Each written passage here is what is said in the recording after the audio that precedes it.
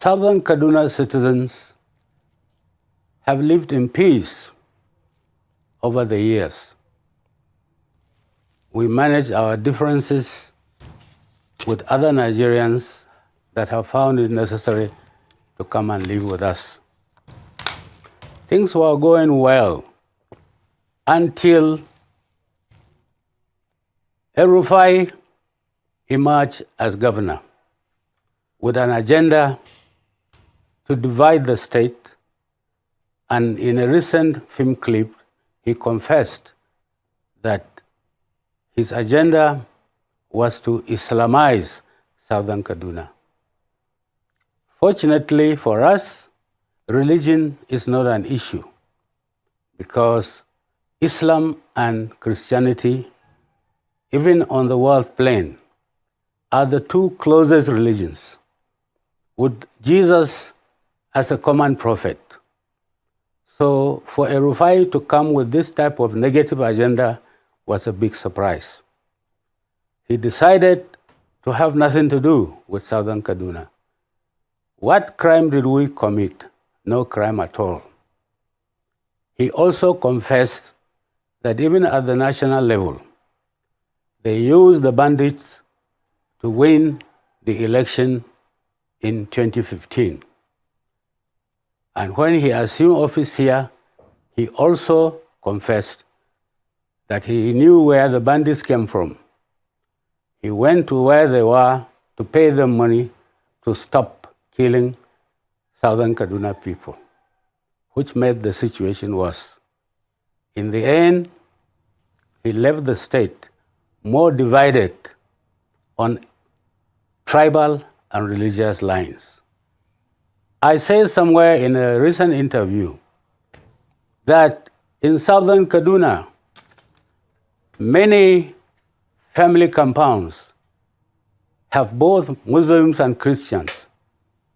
In some instances, traditional religious people. We have no problem at all. So he planted that seed of discord, and since he left, I'm happy to say, with the change in government, the tempo of the killings and destruction of villages has drastically reduced because of the current positive posture of Senator Obasani, his successor in office. In fact, he has come up with an initiative to set up a meeting between elders from Northern Kaduna and Southern Kaduna. We have held 2 meetings that were very, very successful. So a ray of sunshine has appeared at the end of the tunnel. We're ever ready to cooperate with whoever God put on top of us as the governor. On the national plane, in respect of the restructuring issue, I was a member of the 2014 National Conference. We took a global look of this issue. Now, the British ruled us for many years, and the template they left behind was based on their experience at home. 3 regions were created with semi-autonomy. When independence came in 1960, in 63 specifically, the Midwest region was created. Things were going relatively smoothly until the first coup came to dissolve the regions. The rest is history. A complex federation like Nigeria needs special arrangements. And borrowing a leaf from abroad, the largest democracy in the world is India, with a population of about 1.3 or 4 billion. Their setup is very unique. Brazil is another federation. So the idea of restructuring is to correct the mistakes of the past. Because our current system, including the Constitution, are not functioning well because of hitches here and there. States were created by the military regimes.